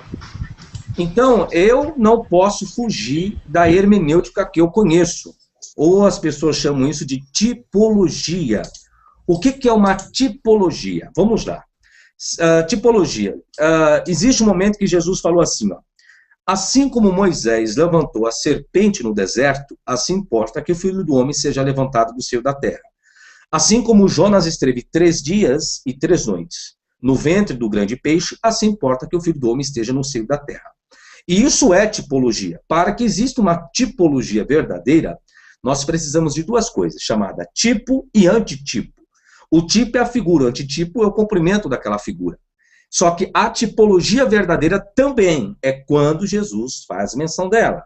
Exemplo, nós temos no livro de Hebreus muitas tipologias, comparando até Jesus como sumo sacerdote segundo a ordem de Melquisedeque. Porém, há um grande problema aí. Em qual momento dentro dos 4 evangelhos eu vou encontrar Jesus se comparando com o sumo sacerdote? Eu não vou encontrar isso. Ou seja, mas então quer dizer que o autor do livro de Hebreus errou? Não, ele não é que ele errou. É uma ideologia dele. É uma construção lógica daquele autor. Assim como Paulo compara Jesus com o segundo Adão, né? Paulo faz essa construção no livro de Romanos. Aí minha pergunta, quando foi que Jesus se comparou com Adão? Também nunca se comparou. Porém, é uma ideologia de Paulo. Isso nós chamamos de Midrash. E disso Paulo conhecia muito bem. Ele se formou, ele estudou, ele foi embasado, foi corroborado. Então, não tem como eu afirmar que Isaías 53 é cumprimento na pessoa de Jesus, uma vez que o próprio Jesus não fez citação disso, como cumprimento na pessoa dele. Eu fazer e afirmar que é Jesus é a mesma coisa que eu colocasse palavras na boca dele. Ó, Jesus, é você, mas como assim sou eu? Não, eu não estou dizendo que sou eu, não, mas eu acredito. Opa, aí é uma questão de fé. E fé eu não discuto. Eu discuto o que é claro no texto. Eu trago interpretação textual. Então essa é a minha colocação. Isaías 53 não é aplicado na pessoa de Jesus, uma vez que Jesus não fez menção dessa profecia aplicando-se a ele. Tá certo. Luiz Cláudio, gostaria de fazer seu comentário sobre essa mesma pergunta feita pelo Dionísio Rodrigues, pelo YouTube. A respeito de que eu não entendi. Tá. Só pedir a gentileza da brevidade no comentário, até porque depois a gente vai partir para uma parte do Hangout onde eu vou ter que determinar um tempo, né? Porque acaba você fazendo a sua colocação e eu sabendo a dele acaba conflitando. Então, para não ser justo com o outro, vou determinar um tempo aqui, eu vou até usar um cronômetro, né? Para vocês visualizarem. Mas nesse momento ainda não, porque está aberto aí o assunto, né? Não é um colocando a posição contra a ideia do outro, né? O Dionísio Rodrigues, Luiz Cláudio, ele fez um comentário. Tudo bem, gente. Pergunta para o Luiz de quem fala Isaías 53 sobre o Novo Testamento. É claro que não existe. Fale algo então sobre Isaías 53. Quem é esse personagem, na sua visão, Luiz Cláudio? Muito fácil. Pois não. Muito simples. O povo do Eterno. Está lá em 52, 53. Quando se fala também do servo, quem é o servo? Que todo mundo diz que é Jesus Cristo. Não tem nada a ver ali de Jesus Cristo, né? Ali é o povo, é o Choru, é Israel, tá entendendo? É o povo que sofreu, né? Que quando foi para o exílio, entendeu? Ali está se falando simbolicamente que o Eterno sempre usou algumas palavras, né? Em termos como simbologia diante em si caso dos tradutores. Então, quando se fala ali de servo, quando se fala desse manso e humilde, tá entendendo? Tem a ver com o povo ou a ver com o profeta.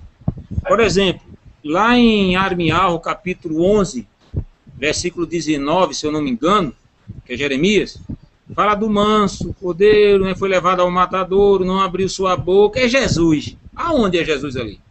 Aonde? Ali está se referindo a quem? Ao profeta. Está se referindo a Armiarro. Está se referindo a Jeremias do Papa, eu digo assim, né? Está se referindo a ele. Cortemos a árvore da terra dos viventes para que não haja mais memória do seu nome. Memória do nome de quem? A quem o profeta falava? Falava de algo, falava do Eterno, que Ananote e os seus comparsas não queria que ele ensinasse. E recebia do Eterno para ensinar. E estava indo contra as suas tradições, contra os seus erros, entendeu? Então os homens de Ananote e Ananote queriam o quê? Matar e Armiarro, Jeremias. Aí o Eterno tomou a frente e disse, eu vou cuidar de ti, porque eles querem te matar por causa do meu nome. Está lá escrito. Aí o povo de internet, o povo de site, né? Entendeu? Pensa, e das igrejas, que ele está falando de Jesus Cristo, o Cordeiro. Entendeu? Que apanhou, que levou aquela chicotada e foi pendurado no madeiro. Aquilo ali não tem nada a ver, meu irmão. Preste atenção, quando você for ler algo, mesmo na Bíblia papânica, que está na sua mão aí, a Bíblia de Roma, tá entendendo? O Antigo Testamento traduzido do português que está na sua mão aí. Leia sem ver os rodapés romanos das canetas dos padres. Leia a história, porque a história está lá. Se você ler o capítulo anterior, leia texto e contexto, para que você venha entender. E não um texto isolado, certo? Como, tanto 53 como Yarmiarro 11:19, né? Entendeu? Como diz lá também 8:8 de Yarmiarro, a falsa pena dos escribas transformou a palavra em mentira. Já alguma coisa de tradução estava indo erroneamente para não se mostrar a verdade, entendeu? Muito importante isso, a gente saber, entendeu? Se dedicar e ler texto e contexto, para se entender a história. Eu sei que, olha, o povo brasileiro não gosta de ler. O povo brasileiro já é tido mundialmente como povo preguiçoso para ler. É aquele povo que só gosta de receber tudo prontinho, tudo já feitinho. Não gosta de buscar. Os que buscam é que são mais bem-aventurados, porque estão buscando, porque estão analisando, porque estão se dedicando, porque estão gastando até do seu bolso, entendeu agora? Para se ter um convívio diante da palavra melhor, de entendimento e de vivência, entendeu? Então, pode ficar certo disso, meu irmão, nem 52, nem 53, nem outros versículos tem nada a ver com Jesus Cristo. Está se falando de ungido, quando não é um homem ungido, é o povo ungido, escolhido. Foi o povo escolhido, como é escolhido, e como também os goíns, que é a palavra hebraica, que você conhece por gentil do grego, também é escolhido, entendeu? Então, todos aqueles que são escolhidos são de uma adoção do Yahudim, que é o povo escolhido, o primeiro povo, entendeu? Mas não são todos os Yahudins. Então, pode ficar tranquilo que ali não tem nada a ver com Jesus, tá certo? Não tem nada a ver com Jesus, nem qualquer outro texto que esteja no Antigo Testamento está se referindo a Jesus Cristo. Ok. Ok, também tem um comentário do Antônio Márcio Paz, que ele coloca aqui, né? Eis que nascerá de uma virgem e o seu nome será chamado Emanuel, que quer dizer Deus conosco. E está meio confuso aqui a forma que ele escreveu. E conosco, como ele não é o Salvador. Ah, tá, ele quer colocar aqui esse conosco, com ele, não quer dizer o Salvador. Ele faz a pergunta direcionada ao Sabino, né? Essa citação de Isaías. Eu tenho até um vídeo sobre esse assunto. Eu fiz uma análise do que o hebraico traz concernente a Isaías, capítulo 7, versículo 14, e a Septuaginta, e comparando com o que está registrado no Evangelho de Mateus, que traz o cumprimento dessa profecia a Maria, colocando ela como virgem. Então, tanto ali não é virgem, é jovem. E o contexto que coloca ali dentro do hebraico não tem como colocar uma jovem virgem ali. Então, essa profecia volta. Isso foi uma aplicação, uma ideologia do autor que escreve o Evangelho de Mateus. Porém, se o nome dele é Emanuel, ou seja, não necessariamente eu tenho que pegar o sentido literal, que tem que ser Emanuel o nome. Eu posso colocar a força conosco, porque a partícula Emanu e El, né, que é o que está ali, El em hebraico, se você pegar a raiz semítica de El, que você tem Ilu no acadiano, você tem Al no aramaico, você tem Ilor, você tem no ugarítico. Então, quando você remonta a raiz, a partícula El, você vai pegar aquela que tem a conotação de força ou poder. Depois, lógico, o povo hebreu acabou utilizando o Aleph e o Lamed, né, que é uma partícula. Você tem duas formas, Aleph e Lamed.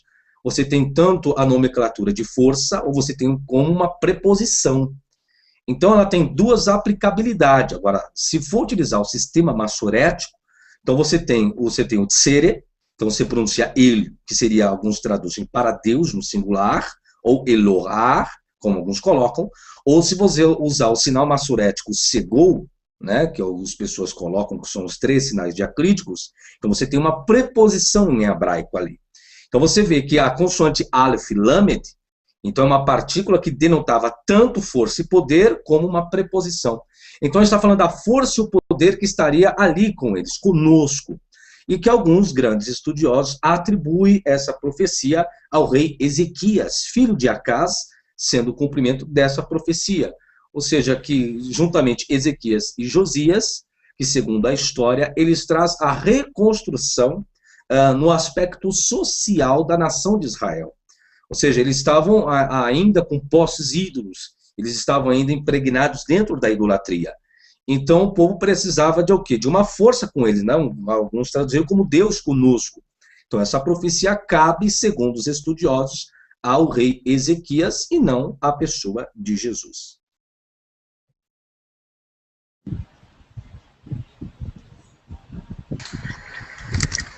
Ok.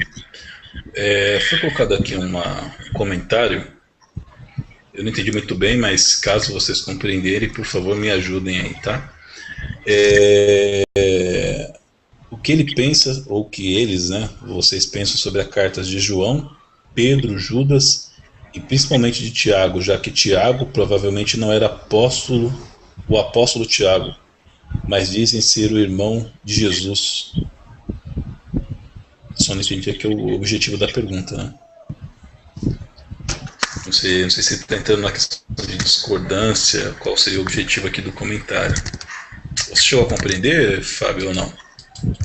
O objetivo do comentário? Eu vou pegar qual a importância das cartas, o que eu acho das cartas. Eu entendi a pergunta agora. Não sei se você vai referir primeiro a minha resposta ou do Luiz. Veja, acho Fique que o Luiz, à vontade, eu acabei de responder uma. Você acabou de falar, né? Tá certo, Luiz. Pois não. Você poderia fazer seu comentário sobre essas cartas que foram citadas aqui? Uma pergunta que foi feita, que eu recebi via Skype. O que você pensa sobre as cartas de João, Pedro, Judas e principalmente de Tiago, já que Tiago provavelmente não era o apóstolo Tiago, mas dizem ser o irmão de Jesus? É a pergunta que foi me passada aqui via Skype. Meu querido, é o seguinte, eu acho que muitos já devem entender, diante dos fatos históricos, o que é o Novo Testamento.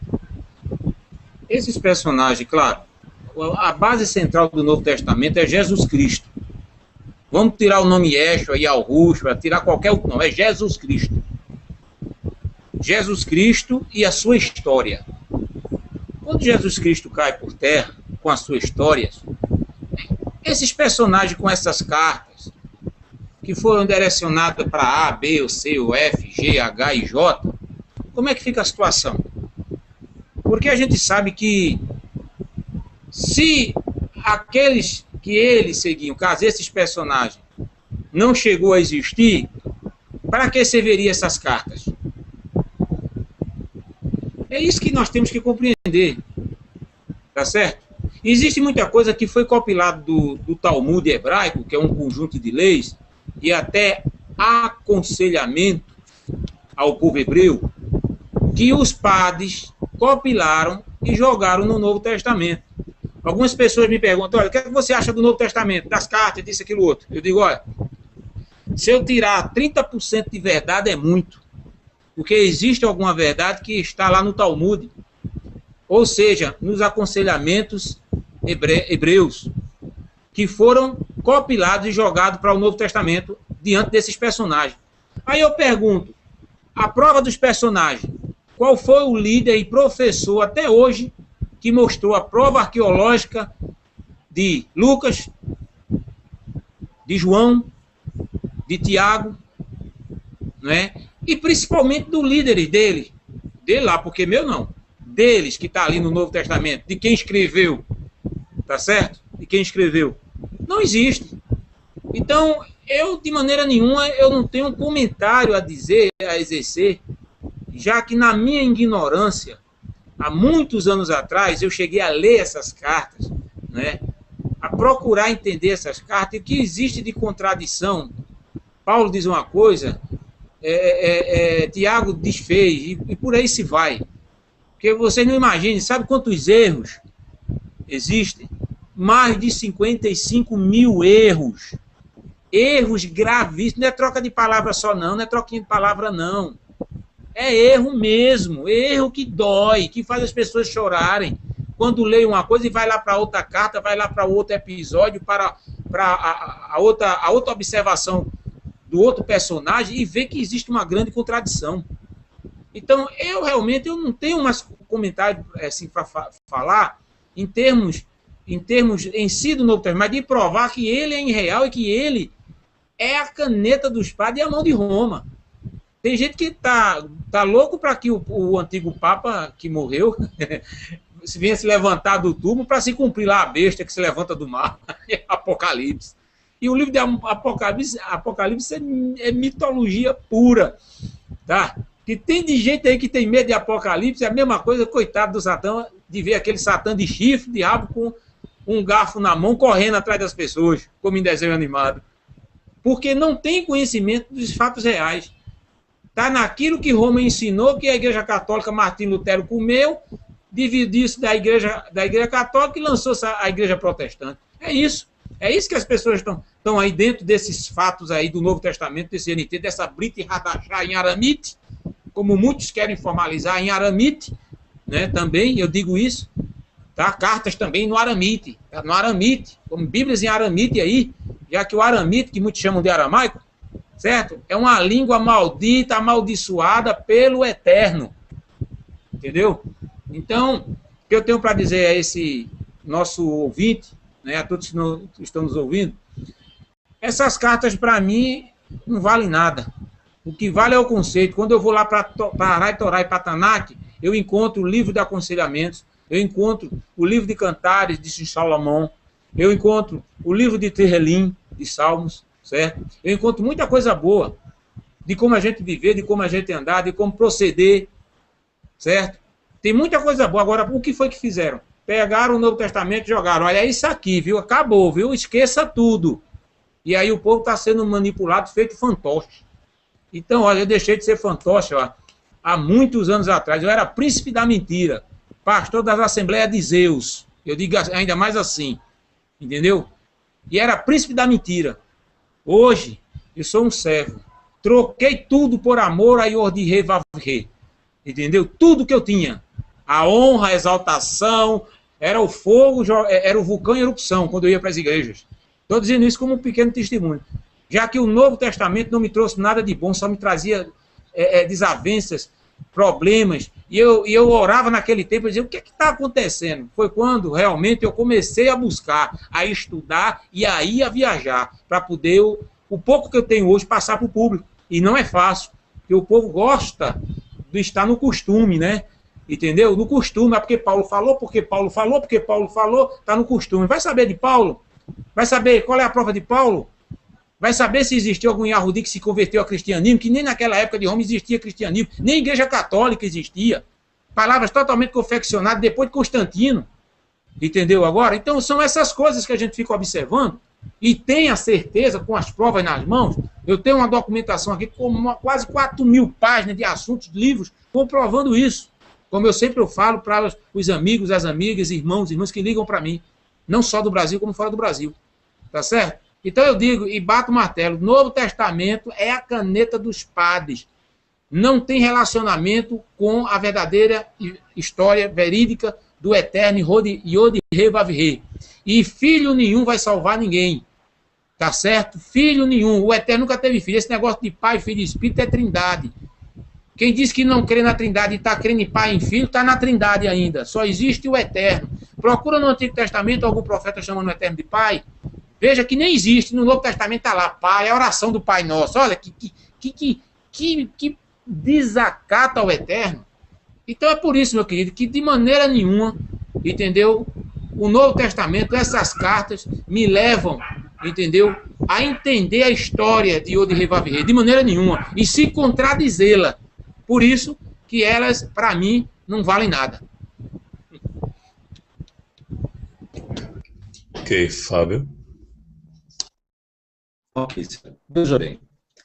Se tratando do cristianismo, logo, e lógico, o que fundamenta o cristianismo é o Novo Testamento. Não vai ser o Antigo Testamento, porque o Antigo Testamento é um cunho judaico para judeu. Lembrando que Jesus foi judeu e viveu o Antigo Testamento. Porém, a fé cristã, vou colocar desta forma, está fundamentada em primazia na pessoa de Jesus Cristo. Não tem como correr disso. quem acredita na salvação na pessoa de Jesus, logo depende do Novo Testamento. E as cartas, tanto de Paulo, as cartas de João, as cartas de Pedro, as cartas de Tiago e de Judas e outros demais, são cartas normativas para os seus devidos destinatários. Se você vai pegar João, ele lida muito com a questão das suas cartas acerca do amor. Tiago, ele vai lidar um pouquinho com a questão da prática do amor aos pobres, a prática da obra, não somente a pessoa ter a fé, mas ter a obra. E o cristão, ele fundamenta a sua vida espiritual, vou colocar assim, nesses conteúdos, que isso é uma questão de humanidade, antes de ser religioso ou religião.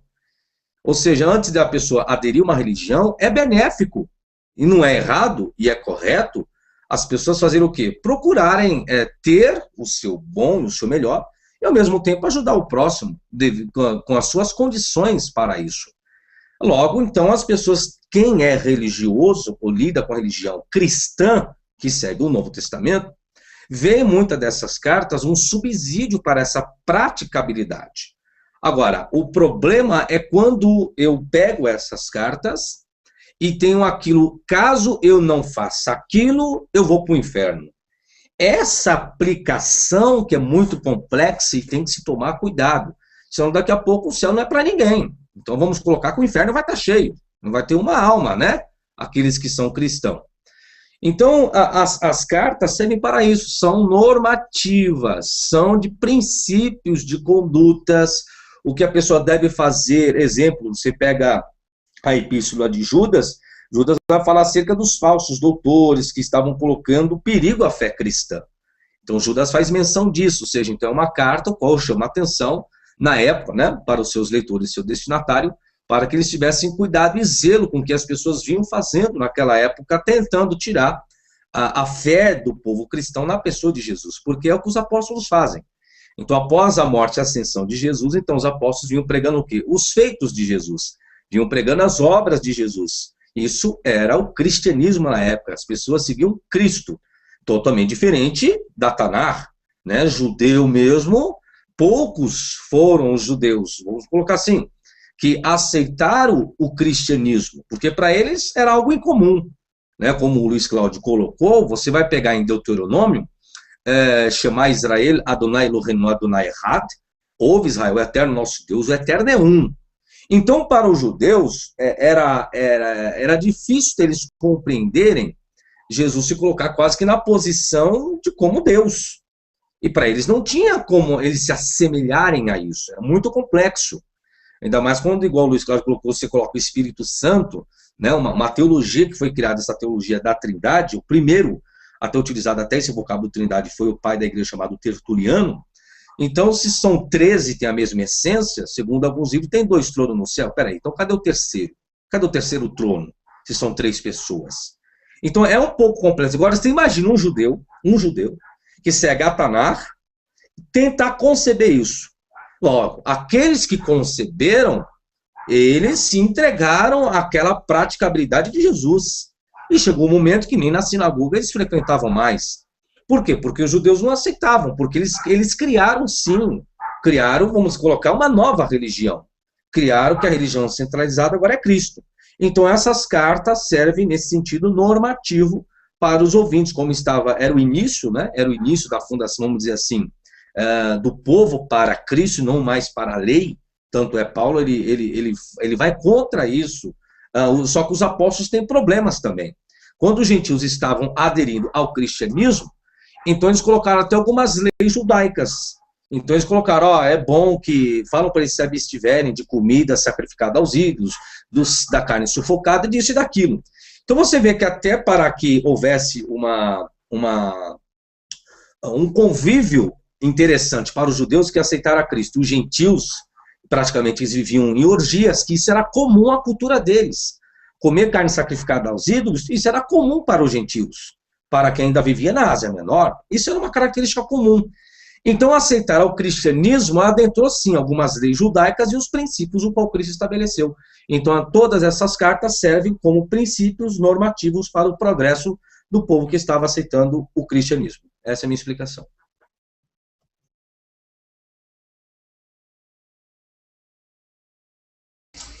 Ok.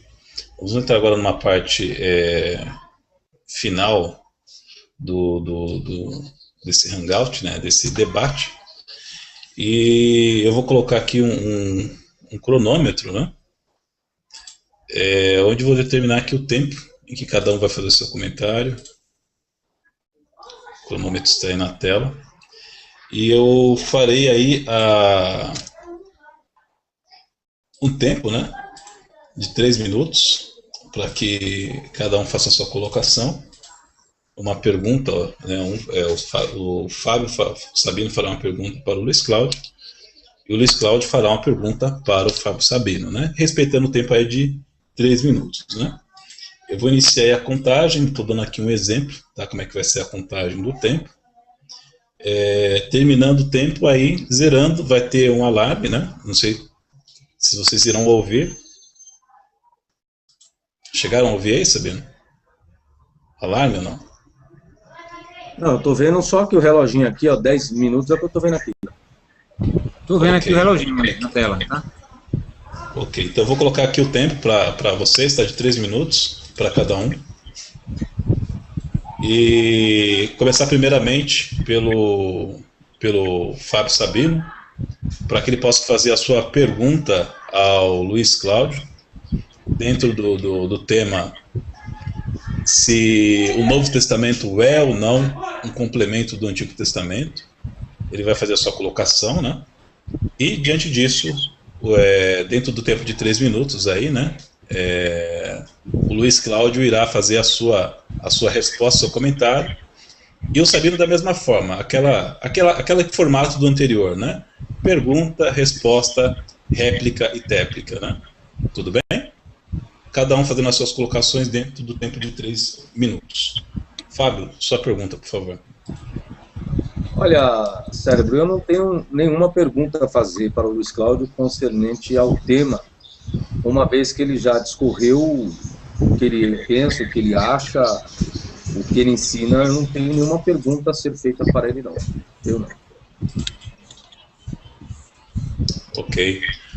Luiz Cláudio, você teria alguma pergunta a fazer ao Fábio Sabino? A respeito do tema? Sim.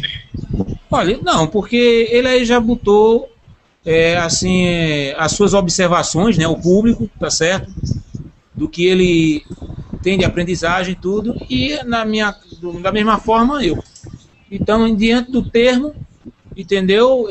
Eu afirmo que realmente não tenho nada a perguntar, diante já do que foi falado aqui. Ok? Ok, então os comentários de cada um já foi suficiente, né? Não há necessidade de se fazer perguntas. Ô Cérebro, por gentileza. Pois não? Olha, fique à vontade. Será que dava para eu falar que tem uma pessoa que me ligou aqui, tudinho, sabe?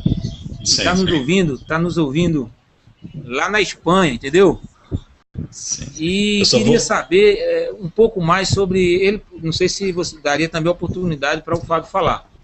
Era sim, eu só vou pedir a gentileza antes, que nós já estamos chegando ao término do Hangout, né, que nós iremos terminar aí por volta de umas 5:06, até porque em seguida terá um Hangout feito pelo Alan Leme, ele que costuma fazer o Hangout dele aos domingos, né? E é mesmo ele, por vontade de participar desse Hangout, eu não sabia do horário do Hangout dele. Ele até mesmo modificou o horário do Hangout dele das 5 para 6 horas. Certo. Gentilmente ele fez isso, né? E eu até quero convidar todos que assistem nesse momento, logo em seguida, a acessarem lá no YouTube, né? Alan Leme, né? O canal do Alan Leme, e acompanharem lá o Hangout dele. É uma pessoa muito simpática, que traz um exemplo aí de amor de pessoa, de exemplo de amor ao próximo. Então eu tenho o querido amigo Alan como esse exemplo de pessoa que sabe respeitar o próximo, que sabe amar o próximo, e até mesmo peço que todos depois possam estar acessando o canal dele. E ele gentilmente, eu não sabia dos horários do Hangout dele, ele modificou o horário das 5 horas para 6 horas, né? E eu peço a gentileza de a gente ser breve, para que ele possa aí realizar o Hangout dele dentro do do horário até o qual ele mesmo anunciou, né? Por favor, Luiz Cláudio, fique à vontade. Sim, era a respeito da questão lá do ungido de época, né? Lá em 9:6 de Yoshiar, Isaías, entendeu? Que realmente ali, como o Fábio falou, só queria dar um complemento, que realmente ali não tem nada a ver com ungido de cruz, de salvação. Ali está se falando de Ilquiar, o popular Ezequias, filho de Acais, né? Entendeu? Como era o libertador, era o Machirrai daquela época ali, porque os assírios queriam invadir também Al-Rushalã, e aí o Eterno iria da linhagem dessa mulher nova, que a palavra é Almar, né? No hebraico significa donzela, era uma mulher jovem, como a gente vê hoje moças, meninas de 14, 15 anos que já são mães, né? São mães jovens, né? Já são mulheres, então naquela época era diferente. Então aí o Roma mistificou a coisa e o povo está se referindo, achando que ali é Jesus e que aquela Maria ali foi a que recebeu o toque do Espírito, entendeu? Era isso que eu queria só afirmar isso aí. Então não tem nada a ver com madeiro, com salvação em Jesus Cristo ali. Ali está se referindo ao ungido de época Ilquiar, o popular Ezequias do Papa. Só era isso, meu querido. Ok. Fábio Sabino, gostaria de fazer suas considerações finais ou algum comentário antes das considerações finais? Não, eu já vou para minhas considerações finais. Eu só quero agradecer, Cérebro, a sua pessoa, a presença do Luiz Cláudio também. Muito obrigado pela participação a todos que nos assistiram até agora, nos ouviram. Lembrando que, caso as pessoas queiram me conhecer melhor, as pessoas podem acessar o meu site, que é www.professorfabiosabino.com, ou meu blog, que é exegesebíblica.blogspot.com.br, ou se as pessoas quiserem me adicionar no Skype, é Professor Fábio Sabino. Também, quem quiser ter aula de hebraico, de grego, de hermenêutica, pode me encontrar tudo no meu site. Eu só tenho a agradecer aí, Sérgio, mais uma vez pela participação, um tema muito bom, gostei, acho que na medida do possível, acho que eu pude colocar algumas observações. Tinha preparado muitas outras coisas, mas quem sabe em um outro momento oportuno nós podemos estar inserindo uma grande pesquisa que eu fiz aqui concernente a esse tema que você colocou, o Novo Testamento é ou não complemento do Antigo. Lembrando a todas as pessoas que eu sempre coloco o meu ponto de vista científico e não lido com fé, respeitando a fé de cada um. Quero deixar isso aqui bem claro, tá? Eu não lido com fé, tenho a minha fé, não sou ateu, não sou maçom, tá? Eu sou simplesmente um teólogo, um estudioso, um pesquisador, um exegeta, que eu lido com minha área de especialização, respeitando a posição de cada um. Então, sucesso para todos que ouviram, sucesso, Luiz Cláudio, pelo seu trabalho, seu empenho, você que está fazendo o seu trabalho e seu projeto, e Cérebro, mais uma vez, obrigado pela participação e sucesso aí para o seu Hangout. E um abraço para todos aí que estão nos assistindo. Não vou citar nome aqui, senão vou esquecer, depois você cobrar. Então, muito obrigado. Ok. Só aproveitando, está aí o site do professor Fábio Sabino, né? professorfabiosabino.com. Acesse lá o site dele, lá você vai ter informações sobre o trabalho do Fábio, sobre o livro também, né? Acerca do... Qual livro, Sabino? Eu faço Ezequiel uma 28, né? No capítulo 28 de Ezequiel, isso mesmo. Ok, então tá aí o site do Fábio Sabino. Você queira obter mais informações, tem lá o contato do Sabino para você entrar em contato com ele, né, e obter maiores informações. Também quero agradecer a presença do Luiz Cláudio. Luiz Cláudio, você gostaria de fazer algum comentário, as suas considerações finais, ou até mesmo passar alguma forma de contato para que as pessoas possam falar com você? Sim, eu tenho a agradecer a você pelo espaço, né, a oportunidade.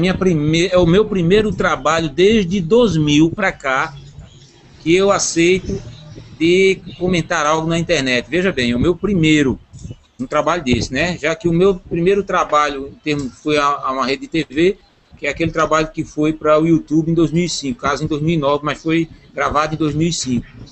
Então é o primeiro trabalho, né? Já de outros, claro, né, de outros assuntos também, que a gente tem pauta também, que virão. E eu tenho de agradecer a todos que conosco ficou Felizmente eu tentei botar aqui ao vivo para eu ficar ao vivo, mas não conseguia, porque eu sou meio devagar de computador, viu? Então eu tentei aqui, mas não teve jeito, viu? Então ficou só nas fotos mesmo. Depois eu vou ter que aprender a fazer isso aqui direitinho. Mas quem quiser um contato comigo, eu tenho meus 2 e-mails, né? É o tezof@oi.com.br, é TZOFEH, @oi.com.br, e o tezof@hotmail.com, né? Para mandar os seus e-mails, né? Tem também meu telefone, né? 081, o TIM, né? Que é muito solicitado, 25 centavos aí, 97816184, né? 97816184, né? E eu tenho o meu residencial também, quem quiser, não tem problema nenhum. É 81 3494 6713. 3494-6713, né?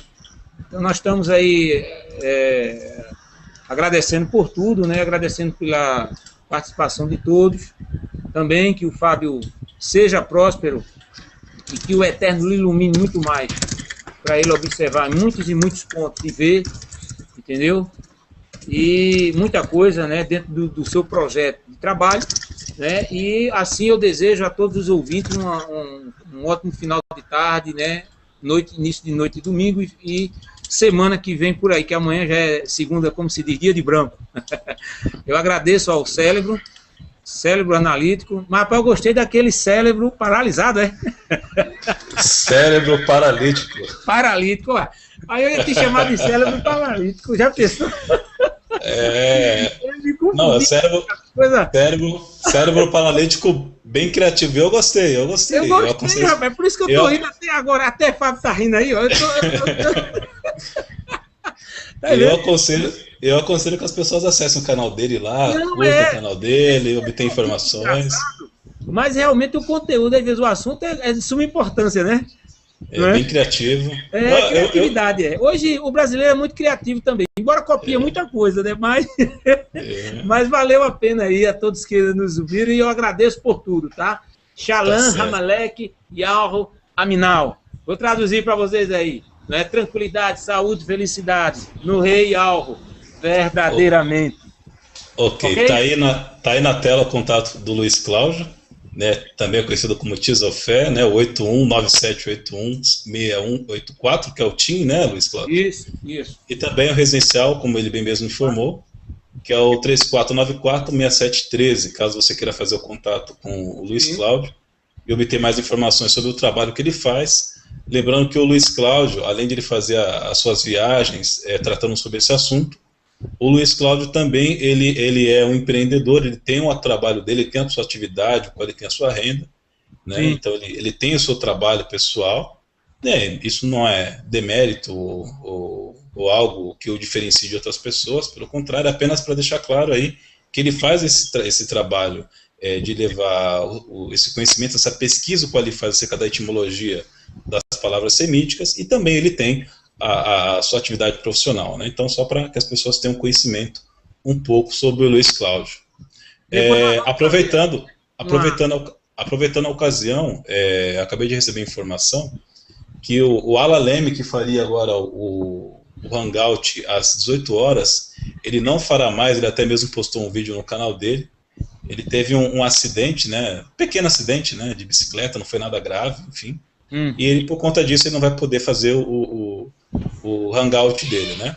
O Fábio Sabino tinha informado que tinha um material, né, até mesmo para abordar. Eu deixo à vontade, caso, Sabino, você queira aproveitar a ocasião para poder trazer esse conteúdo, essa informação. Gostaria de trazer ele agora? Não, Sérgio, mas como a gente já fez o fechamento, já saiu até o raciocínio, já não tem problema não. Quer trazer uma outra oportunidade, então, né? É uma outra oportunidade. Tá ok, então, pessoal, eu quero agradecer a todos que têm nos acompanhado pelo canal do YouTube, né? Muitas pessoas, muitos comentários, eu peço perdão porque, infelizmente, é humanamente impossível ler todos os comentários que foram passados, né? Eu agradeço aí pelo comentário de todos, a participação. também do cérebro paralítico.